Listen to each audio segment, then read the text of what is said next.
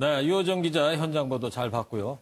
앞서 보신 것처럼 전두환 전 대통령이 광주 법정에 서게 됐습니다. 80년 5.18 광주민주화운동 이후 39년 만인데요. 전두환 전 대통령의 광주행 사회부 김현 기자와 뉴스 추적해 보도록 하겠습니다. 자, 김현 기자.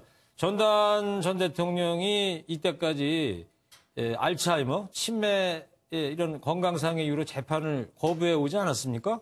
근데 이번에 갑자기 이제 재판에 출석하는 건데 건강이 이제 호전이 됐다는 거예요? 어떻게 출석을 하게 됐습니까? 네, 전두환 전 대통령은 지난해 5월 처음으로 기소가 됐습니다. 네. 첫 기소 당시에는 이제 알츠하이머, 치매를 이유로 재판에 참석하지 않았습니다. 그랬죠. 올해 1월 두 번째 재판 때는 독감을 이유로 불참했고 또 서울에서 재판을 받고 싶다 이렇게 관할 변경 신청을 했다가 거절됐습니다. 네. 급기야 이번에 이제 법원이 강제 구인 영장을 발부하면서 이번에도 불참하면 실제 집행이 될 수도 있는 상황입니다. 그렇죠. 강제 구인도 될 수가 있는 거니까. 네, 그렇습니다. 그래서 전두환 전 대통령 측은 재판을 피한 것이 아니라 전두환 전 대통령의 건강이 많이 좋아졌다 이렇게 밝혔습니다. 네, 건강이 좋아졌다. 전두환 전 대통령이 이번 광주 재판에 서게 된 이제 혐의가 이제 사자 명예훼손 아닙니까? 사자 명예훼손 구체적으로 다시 한번 좀 짚어볼까요? 네, 말 그대로 죽은 사람의 명예를 훼손한 혐의입니다. 예. 발단은 전두환 전 대통령의 회고록입니다. 회고록에서 5.18 때 헬리콥터에서 총을 쏘는 것을 봤다고 말한 고 조비오 신부를 전두환 대통령이 파렴치한 거짓말쟁이라고 비난했는데요. 그랬죠. 조비오 신부는 5.18 때 시민 대표로 계엄군과 협상을 하기도 한 민주화운동의 상징적인 인물입니다. 네. 조 신부의 조카 등은 전 씨를 고소했고 검찰은 이제 전 씨가 거짓말로 조비오 신부의 명예를 훼손한 것으로 보고 재판에 넘겼습니다. 네. 그리고 말이에요. 이번 월요일 재판에 부인 이순자 씨도 뭐 함께 동석을 한다고 그러던데 법원이 동석을 허가한 겁니까? 네, 그렇습니다. 그 동석 자격이 어떻게 주어진 거예요? 네, 전 씨 측은 이제 부인 이순자 씨도 재판정에 함께 서게 해달라고 신청을 했습니다. 네. 이유는 이제 질병으로 인한 의사소통 문제인데요. 의사소통? 네, 쉽게 얘기하면 이제 전두환 씨가 치매에 걸려서 말을 알아듣지 못하니 이제 옆에서 대신 돕겠다 뭐 이런 내용입니다. 그러니까 이순자 씨가 재판정 옆에 앉아가지고 판사한테 얘기를 해주겠다 이런 네, 얘기죠? 그렇습니다. 네, 제가 오늘 전두환 전 대통령의 최측근인 민정기 전 비서실장과 통화를 했는데요. 예.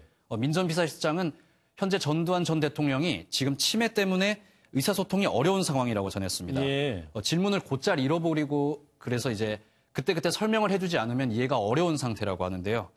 실제 형사소송법에는 피고인의 건강 상태나 심리적 안정 등을 위해서 신뢰관계에 있는 사람이 동석할 수 있도록 규정하고 있습니다. 네. 재판부에서 이를 받아들여 전두환 이순자 부부가 함께 재판정에 서게 됐습니다. 네. 그리고 또 관심사가 말입니다. 연희동에서 광주지법까지 어떻게 이동을 하느냐인데 어떻게 갔는지 좀 취재가 됐습니까? 네, 그렇습니다. 이제 이동 경로는 이제 육로로 결정이 됐습니다. 그러면 서해안고속도로 타고 내려가겠네요? 네, 일단 이제 경부고속도로를 이용할 가능성이 높은 상황입니다. 그래요? 예. 전 대통령과 경호팀이 이제 차량 3대에 나눠 타는데요. 예. 서대문 경찰서에서 파견된 경찰관 10명은 이제 승합차로 광주지방법원까지 뒤따를 예정입니다. 예. 거리는 총 314km에 달합니다. 전 대통령은 오전 9시 자택을 출발하는데요. 예. 지하철 합정역 인근을 지나 한남대교를 건넌 뒤 경부고속도로에 진입한 후 천안 논산을 지나 호남고속도로를 이용할 예정입니다. 네, 그렇군요. 평소에는 이제 경찰관 5명의 경호를 받는데 이날은 경찰관 10명이 추가로 배치돼 광주까지 밀착 경호를 할 예정입니다. 네. 전 대통령은 재판이 끝나면 곧바로 다시 육로를 이용해 서울 자택으로 돌아올 계획입니다. 이동 경로는 김 기자가 뭐 취재를 한 내용인 겁니까? 네, 이제 경호 관계자를 통해서 이제 확인이 된 내용. 네, 알겠습니다. 그리고 예전부터 뭐 전두환 전 대통령 이동하다 보면 뭐 황제 경호하니 뭐 이런 얘기가 나왔는데 이런 거하고 그다음에 언론사들의 취재 열기도 매우 뜨거울 것 같은데요. 네, 그렇습니다. 예전 노무현 전 대통령의 검찰 출석 당시 이제 취재 열기가 굉장히 뜨거웠는데요. 그때는 헬기에서 생중계도 하고 그랬었죠. 네, 그렇습니다. 이번에도 열띤 취재 경쟁이 예상됩니다. 저희 MBN도 다음 주 월요일 취재를 위해서 영상 취재팀이 별도로 준비 중인데요. 네. 지금 보시는 것처럼 이제 광주지법도 취재 가이드라인을 정해놓고 준비에 들어간 모습입니다. 미리 다 저런 준비를 해놓고 있군요. 네, 그렇습니다. 예전에 문제가 됐던 황제 경호까지는 아니지만 재판이 열리는 광주지법법원의 경호도 강화되고 있습니다.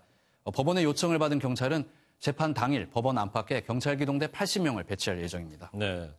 그리고 지금 광주 분위기도 좀 궁금한데요. 많이들 이제 긴장들 하고 있을 것 같고요. 또 격앙돼 있을 수도 있을 것 같은데요. 어떻게 분위기 어떻답니까? 네, 어제는 전두환 전 대통령 재판 방청권 추천이 있었습니다. 예. 네, 방청권 경쟁률은 1.23대 1이었는데요.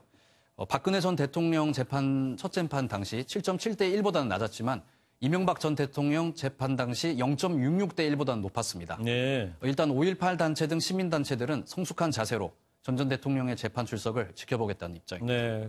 그 5.18 조진택 기념재단 상임이사도 분노는 가눌 길이 없지만 분노만으로 역사 정의를 바로 세울 수 없기 때문에 재판을 차분하고 냉정하게 지켜본다고 그랬거든요. 자, 월요일 광주를 찾는 전두환 씨의 입에 온 국민의 이목이 쏠리고 있습니다. 뉴스 추적 김영 기자였습니다.